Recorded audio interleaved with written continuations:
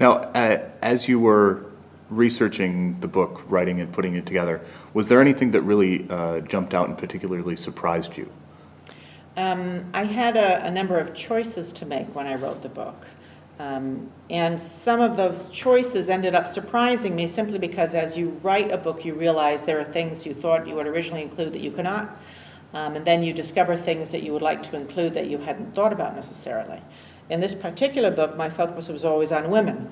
And I suppose I decided throughout at one point, well, should I have some topics on men and masculinities? And I simply found that there was so much to be written about women that unfortunately there was no place for men in this book, and that would have to be a separate book. There is really no global book yet about masculinities in crime. So I see that as a possible future project, if not for me, for someone else.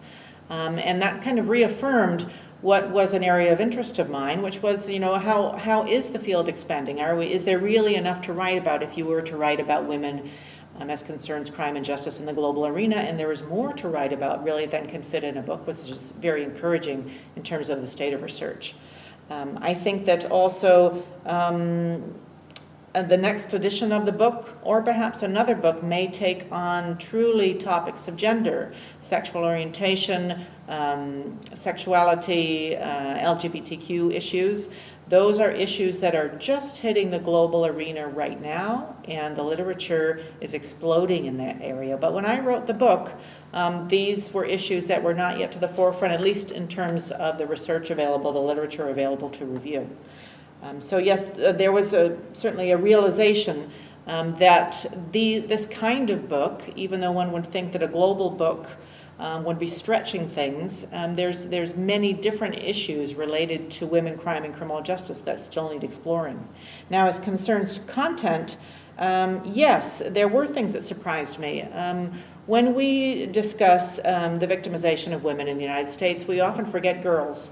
And in the global arena, girls, or the UN terms it, the girl child, is front and center in many debates. And that's simply because in many countries around the globe, there are types of victimization that affect girls, such as sex-selective abortion, such that girls are not even born, female infanticide, female genital mutilation, child sex trafficking, many different types of crimes, forced marriage, that affect girls, underage women. And so in the chapter on violence against women, I pay a lot of attention to girls, which is something that we don't often find in the U.S. literature, where we tend, when we talk about violence women, to talk only about adult women. The UN, of course, has a whole life course perspective on victimization and looks at different types of victimization that affects girls all the way up to the elderly. In some countries, it's widow abuse. So this idea that there are different types of crime victimization that affect girls, women, and then elderly women is very important, and was somewhat surprising in my book because I expected that chapter would really just take on adult women, and I took it a little bit further than that. Very interesting. And that kind of leads into my final question on what do you see as the emerging issues in this field? What are we going to be talking about 5 years from now? Well, in the book, I actually categorize violence against women as that which occurs in peacetime and in armed conflict. And those outside our discipline, particularly in political science and in international relations, have been interested and are doing, I think, a voluminous amount of research, not necessarily empirical, but good research in the area of sexual violence against women in armed conflict and post-armed conflict. This is something, the particular area that criminologists have never really taken on at all, perhaps because mainstream criminology takes place in Anglophone countries where there are no wars occurring at home, so it seems like something that happens to other people. But there's a lot of similarity between what justifies violence against women in peacetime as well as why it happens in atrocities as war crimes. And I think that will be a growing interest of criminologists in the future.